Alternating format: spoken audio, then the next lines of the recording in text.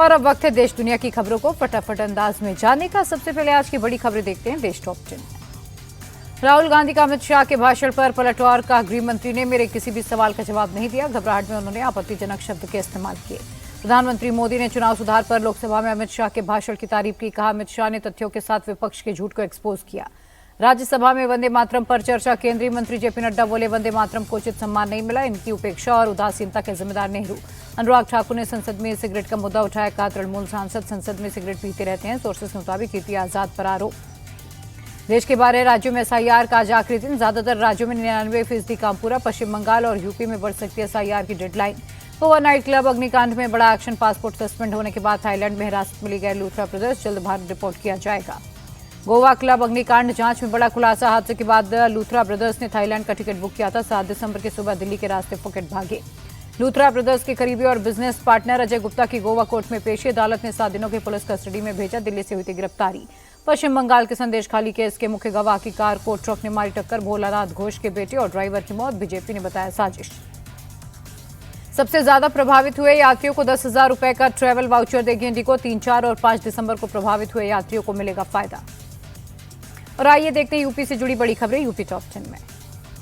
UP ने SIR के लिए चुनाव आयोग से कुछ और दिनों की मोहलत मांगी। 25 दिसंबर तक बढ़ाई जा सकती है फॉर्म जमा करने की डेडलाइन।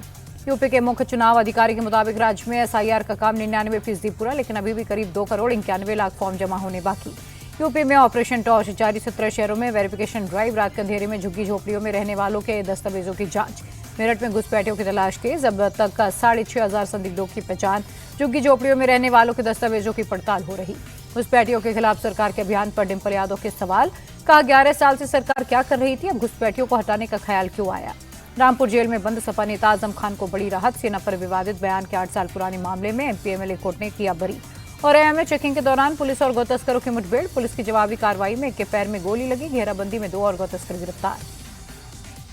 मेरठ में पशु चोरों से पुलिस की मुठभेड़। पुलिस की जवाबी कार्रवाई में साजिद और इमरान के पैर में लगी गोली। कॉम्बिंग में 2 और बदमाश हुए गिरफ्तार। मिर्जापुर में लोगों ने पीछा कर भेड़ चोरों को पकड़ा। खंबे से बांधकर पिटाई। गांव में पिछले 20 दिनों से 1000 से ज्यादा भेड़ों की चोरी हुई। नोएडा के डीएलएफ मॉल में यूपी का पहला और दिल्ली एनसीआर का दूसरा एप्पल स्टोर खुला। आईफोन के दीवानों की भीड़। स्टोर का महीने का किराया 45 लाख से भी ज्यादा। देश के बाकी राज्यों की खबरें देखिए देश राज्य टॉप 10 में। दिल्ली में 3.5 करोड़ के पुराने नोट मिले। 2 कारों में 500 और 1000 के नोट भरे थे। पुराने नोट बदलने का झांसा देकर ठगी करने वाले 4 लोग हुए गिरफ्तार। हरियाणा के रोहतक में पुलिस का ऑपरेशन लंगड़ा। फायरिंग कर भाग रहे बदमाशों के पैर में गोली मारकर पकड़ा एक पिस्टल, जिंदा कारतूस, बाइक जब्त।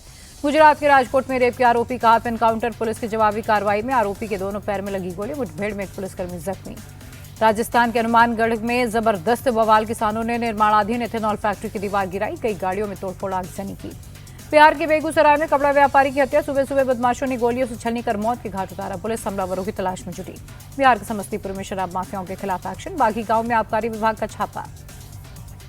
बिहार में ताबड़तोड़ बुलडोजर एक्शन जारी। राजधानी पटना के बेली रोड पर राजवंशी नगर में प्रसिद्ध हनुमान मंदिर के आसपास की दुकानें हटाई गई।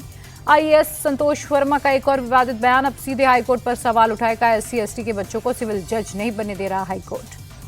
राजस्थान के भरतपुर में दर्दनाक सड़क हादसा। बोलेरो पिकअप की टक्कर में 11 साल के बच्चे की मौत। गुस्साए लोगों ने गाड़ी को आग के हवाले किया। कर्नाटक के चिकबल्लापुर में कार और राज्य परिवहन बस की जोरदार टक्कर। हादसे में कार सवार 3 लोगों की मौके पर मौत। बस में सवार कई यात्री जख्मी।